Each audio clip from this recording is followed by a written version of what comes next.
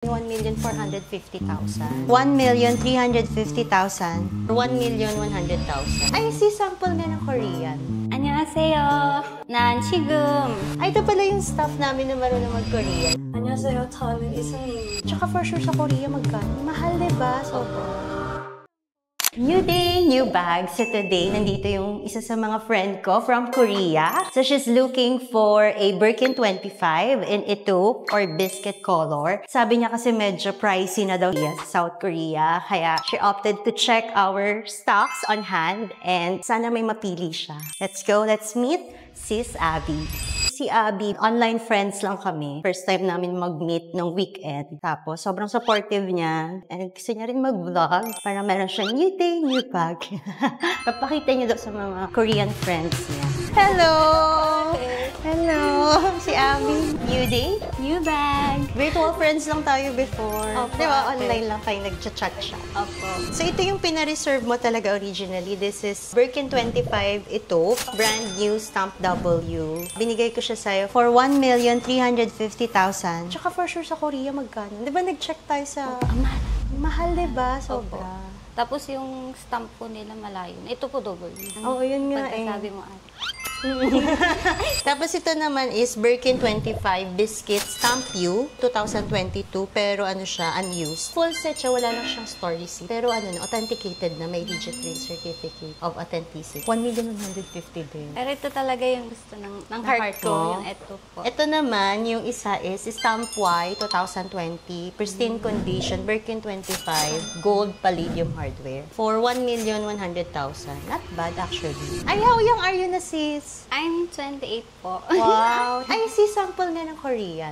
Para yung feeling namin nanonood kami ng K-drama. 안녕하세요. 난 지금 First Mason 있어요. 이거 가방 살게. 너무 예뻐. Anong meaning nun? Nandito po ako sa First Mason and bibiling ko po tong bag. Magandang bag. Lagi ko naririnig sa K-drama, meron nyo, Nte. Anong meaning? Ande po is no. Ande. Kunde. Kunde. But yun. Kaya laging may kunde. Opo.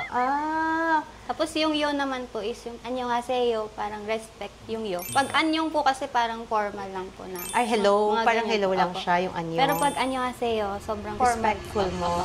Ay, ito pala yung staff namin na marunong mag-Korean. Meet Nika. Baka hello Bagong po. member ng team na. Marunong siya mag-Korean. Ano ka mag-Korea? 안녕하세요. 저는 이승님입니다. 안녕하세요. 저는 아비입니다. 반갑습니다. 반갑습니다. More pa daw. 한국말 어때 알아요? K-드라마. K-드라마. 그리고 두오링고. K-드라마 많이 좋아. 네, 너무 좋아요. Anong pinag-usapan niyo? Mahilig po ako mag-K-drama. And, Saan mo natutunan? Tapos yung introduce ko, siya yung name niya, tapos name ko po. Tapos nice to meet you. Ang hindi niya. Mainhin kami lahat dito. Thank you, Nika.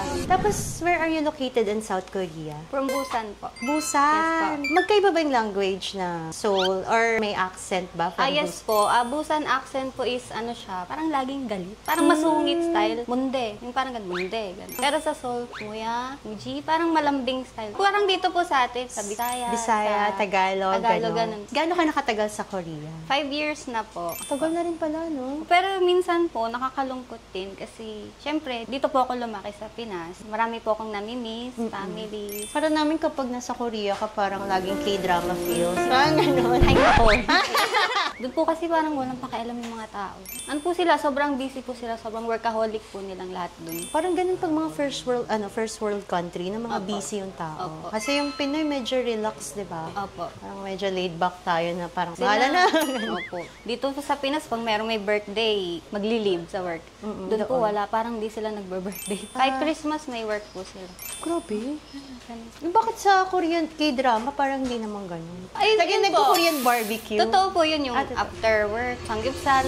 So tama, Korean yung husband mo? Yes po. Pero paano kayo nag-usap ni husband? Tagalog and English po, and Korean. Tatlo Marunong po. siya magtagalog? Yes po. Ay, wow! Nagstay po kasi siya dito sa Pinas 3 years. Ang And galing. nagsa-self-study po siya. Oh, yung Tagalog niya, okay. Yes po. Nakakaintindi po siya yung mga salitang Becky, ganun. Yung Ay, yung gay lingo. Opo, yung bet mo to, yung mga ganun. Get yung mo na yan. mga ganun. Torn ka pa dito between the two. Ang ganda nito, ang ganda din ng ito. Ang ganda ng biskuit ng ito. Ito na lang po. Ito na lang po. Final choice, Yes itup po. na. Yes. Ito naman din talaga yung original. Pina-reserve. Opo. Pero sa collection mo, sis, ilan na ba yung Birkin mo? First Birkin ko po. Kelly 25 meron pa. Anong color? Gold po. Ah, gold and gold. Ma-Chanel ka, no? Opo. Ayun, Chanel po talaga. Chanel girly ka Opo. talaga. Yung Vanity, Chanel, Oo. tapos yung 25, Oo. tapos yung classic po. So, ito yung first ever Birkin 25, Opo. tapos brand new pa. Opo. Wow. Congratulations sa sa'yo na. Chanel? Eh, si Chanel. Pakilatag. Siya pala si Chanel.